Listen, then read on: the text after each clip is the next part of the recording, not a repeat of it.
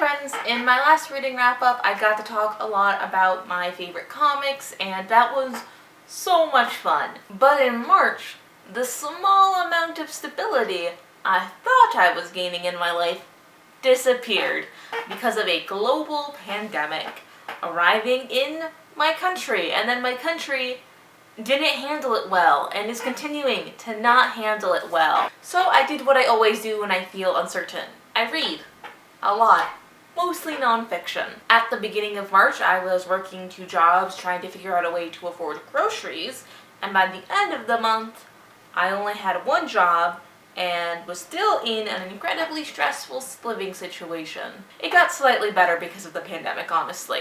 But I read 9 books, and that helped me deal with everything that was happening. At first, I read 1 children's book, If We Were Giants, by Dave Matthews and Clete Barrett Smith. It was an okay adventure story about the importance of storytelling and developing strong communities. I made a full review and posted it earlier this year. I'm giving If We Were Giants by Dave Matthews and Clete Barrett Smith 3 stars. Moving on to our next genre, comics. I read 2 all-ages comics back in March, and they were a great distraction from everything that was happening in the world.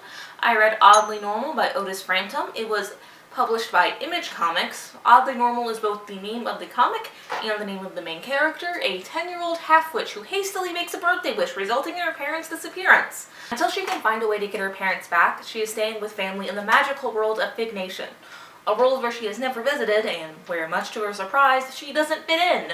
She thought her problems were because she was a half-witch living in a non-magical world, but as it turns out, being a half-witch in a magical world is also hard.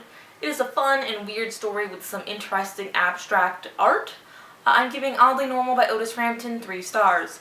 I continue to read the adorable Moonstruck series with Moonstruck Volume 2, Some Enchanted Evening by Grace Ellis, Shay Beagle, Kat Fajardo, Caitlin Quirk, and Clayton Cowles. This series is also published by Image Comics. I read Volume 1 of Moonstruck back in November of 2019, and I had forgotten a few details in between reading these 2 books, but I still found the experience enjoyable and I was able to catch up quickly. The second volume of Moonstruck has us learning more about this supernatural world when werewolf barista Julie and her friends attend a frat party held by fairies, and some of the members of the group eat the food and drink the drink and are subsequently trapped in the frat house because you are not supposed to consume things from the fae.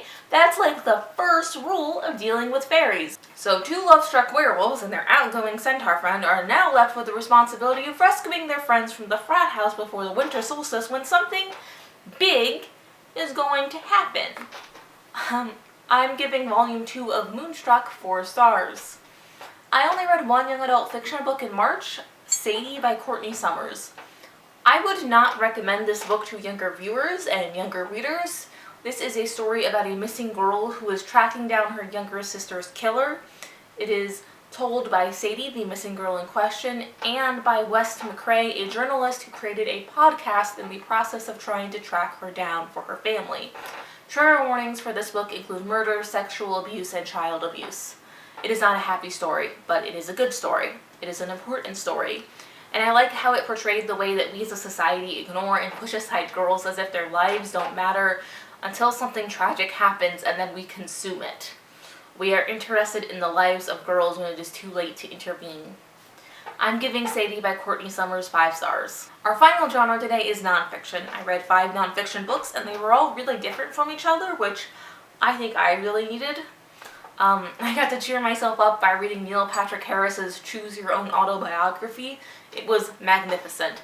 I liked all of the death scenes he wrote, his loving relationships with his family, and every time he hosted the Tony Awards. All of it was so great and so fun. I'm giving it 4 stars.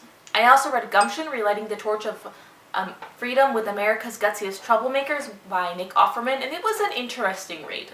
Normally when I read books written by celebrities, they're on the lighter side, but this was a mix of lighthearted humor and history.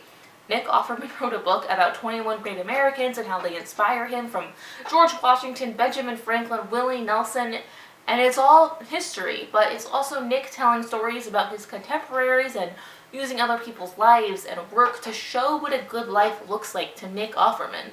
It shows what being a good person and a good American means to him. I'm giving Gumption by Nick Offerman 4 stars. I think the best book I read in March was So You Want to Talk About Race by Ajima Oluo. It has gotten really popular over the summer, and I'm so happy more people are reading it. This is a really straightforward and accessible book if you want to get involved in racial justice work or are already involved and want to be able to meet people where they're at when discussing privilege, intersectionality, police brutality, and so much more. It also will help if you aren't at all interested in racial justice work, but still want to know what is going on with the world and are too embarrassed to ask. I'm giving So You Want to Talk About Race by Ajimo Oluo 5 stars, and will probably be rereading it sometime in the future. I read Sex Object by Jessica Valenti. This book pairs really well with Sadie, so I'm glad I read them around the same time. If you want to learn more about gender, politics, and the toll that sexism takes on women's everyday lives, then this is a great book. This literary memoir can be frustrating at times. It's less a connected narrative than it is a collection of common experiences of things that happen to women and to women's bodies and how that weighs down on women as people. It can be uncomfortable, but I've also shared so many of these experiences, and I like the way Valenti writes about them and about herself. I don't think I needed this book, but I don't want people to dismiss it either. I'm giving it 3 stars. The last book I'm going to talk about in this video is Fear, Trump and the White House by Bob Woodward. Bob Woodward is famous for his journalistic approach, which was developed when he broke the Watergate story for the Washington Post. He has written about every single presidency since then, using the deep background method that he developed. He relies on hundreds of hours of interviews, meeting notes, diaries, files, and documents in order to bring us this reporting of what is going on within a presidency. The focus of this book is really Trump's decision-making process, how he makes choices, who advises him if he sticks to the decisions he makes, and the real-world outcome of his choices. What I really saw here was how Trump was motivated by fear and how he uses fear to motivate other people and what effect that is having on our country. I'm giving Fear by Bob Woodward 4 stars. Those are all 9 books I read in March. Thanks so much for watching, everyone.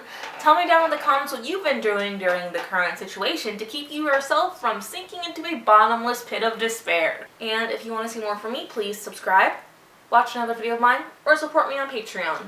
And hey, I love you.